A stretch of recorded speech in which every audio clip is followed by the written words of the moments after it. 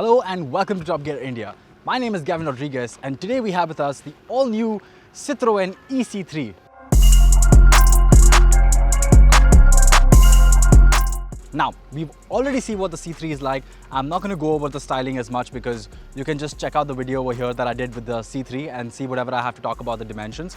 I will talk about a few tiny changes that Citroen has made with this car. So for starters, you've got the charging port right here in the front and you've got a green number plate. Apart from those two things, there isn't really much to differentiate. There's also a new all orange color scheme that could give it away, but apart from that, it looks exactly the same as the C3. Now, this is quite a highly anticipated car because everyone's been waiting for Citroen's first ever EV in India. And not only is this made in India, but it's also exported to international markets, which is pretty cool. Let's talk about the figures over here. It's powered by a 29.2 kilowatt hour battery, which makes about 56 bhp of power and 143 Newton meters of torque. Citroen claims that it can propel this car from 0 to 60 in about 6.8 seconds, and it has a top speed of about 107, something like that. Citroen also claims that the ARAI certified range is about 315, I would say, ideally. Now, real world figures, I'm still yet to see. I'm about to go drive my car. I'm waiting for my turn. But so far, I'll just bring you up to speed with what all you can see and what all you can notice and what all you can like. Like I said earlier, dimensionally, this car is the same. There's nothing really, but the ground clearance has gone down slightly. So if you can come over to the side over here and you can notice that, again, it's the same. These beautiful looking rims that you have over here. Now you see the earlier ground clearance was about 180 millimeters, but right here you can see the battery pack sticking down, which makes it about 170 millimeters.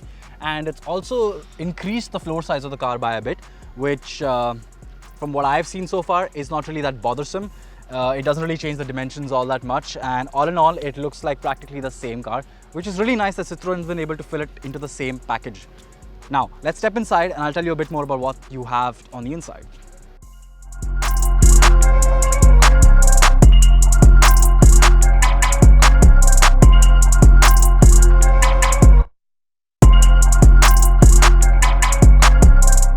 Now, the inside of the e-C3 hasn't changed at all, but tiny changes. Like for example, now you have a nice big 10-inch screen over here for your multimedia interface.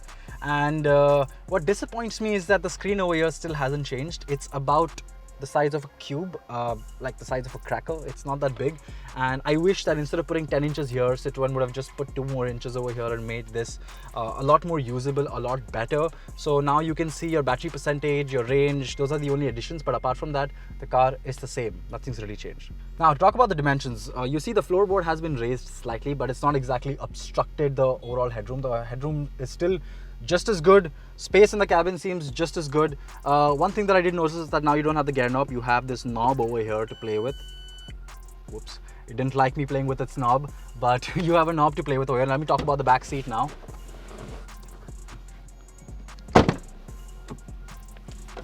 Now, with the driver's seat set to my driving position, you can see I've got plenty of knee space over here, more than enough headroom over here, and I would say that anyone that is around 6'2" or maybe even 6'3" would be just fine over here.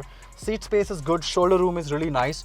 All in all, this car is quite nice. It's good for teenagers, it's good for families, it's a good overall package, and I really like that Citroen has managed to fit all of that without hampering the dimensions and the practicality of the car, which is a great plus from my side. Now, another way to tell that this is an electric vehicle, apart from the obvious green number plate, is that you've got a nice little E symbol in the back over here, and you've got one around the front fender. So let's talk about the boot capacity. Now, Citroen has managed to keep the boot capacity the same. Okay, it's got a mind of its own. Citroen has managed to keep the boot capacity the same. You've got a nice little charger over here. You've got a full-size spare wheel, a 15-inch spare wheel, and the overall boot capacity still remains 315 liters, which is more than sufficient and hasn't changed. And again, quite commendable for Citroen to manage to keep all the practicality bits intact.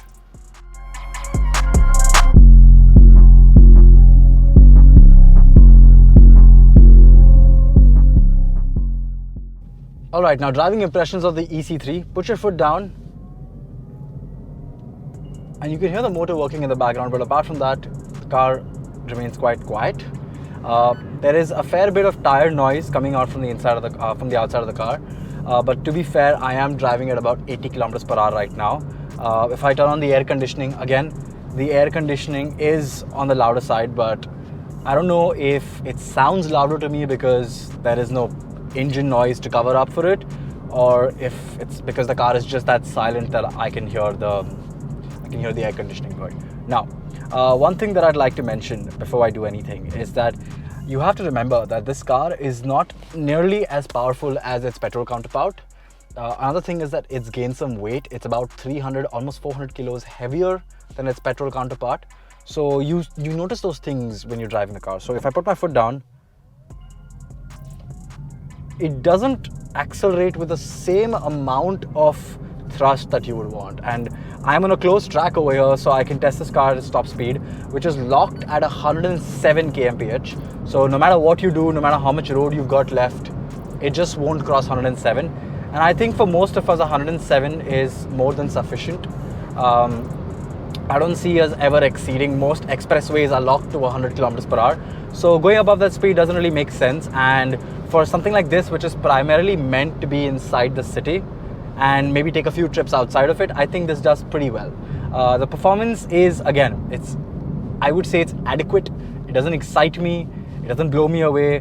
The regular petrol counterpart, the turbo, to me is a lot more exciting, the petrol turbo C3. But the electric one, yeah, it seems a lot more calmer, a lot more efficient. It seems a lot more prepared to do daily duties. But apart from that, again, this car is relatively the same. Nothing else has really changed on the inside.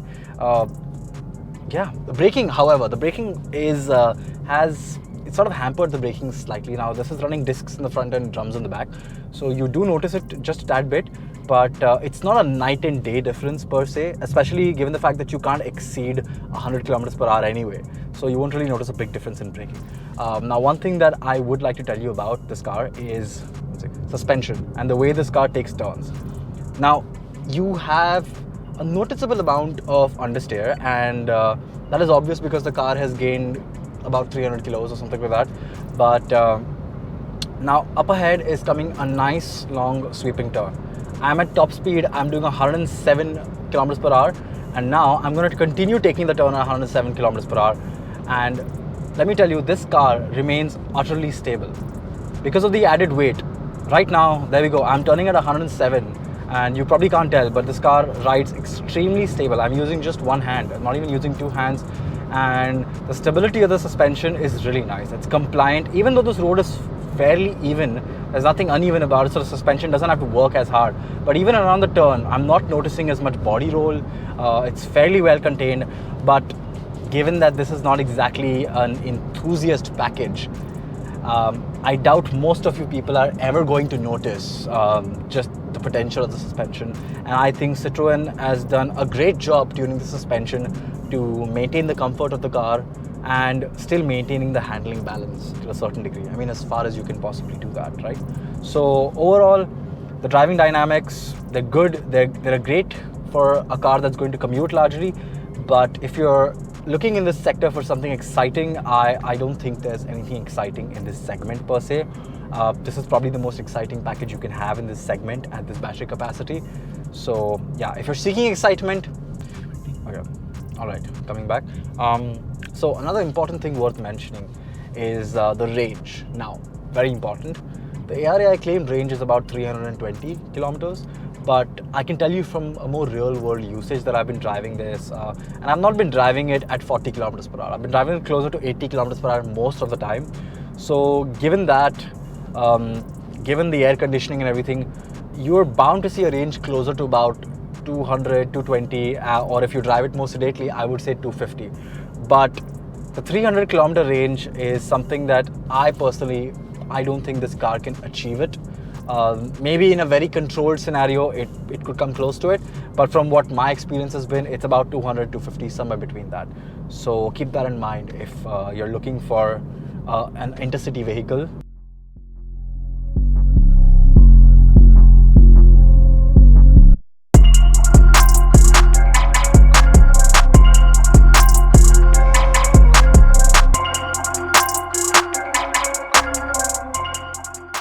Alright, so after spending a good amount of time with the e-C3 on this track over here, I can tell you a few things that I have concluded.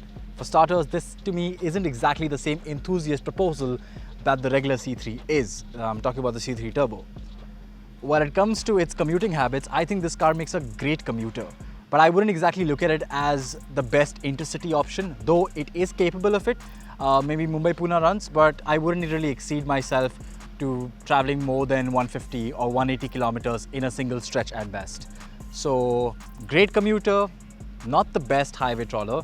The suspension on this car is really good to handle up broken city roads, and the practicality is still on point. And I still think that this is probably the best looking car in its segment. So all in all, is the C3 the EV successor to the Turbo? From a practicality standpoint, yes. From an enthusiast standpoint, no. Prices for this car are yet to be announced, but Citroen tells us that we should be excited because they are going to be very competitive with their prices. So yeah, I guess we have that to look forward to. All things said and done, this is Gavin Rodriguez signing off.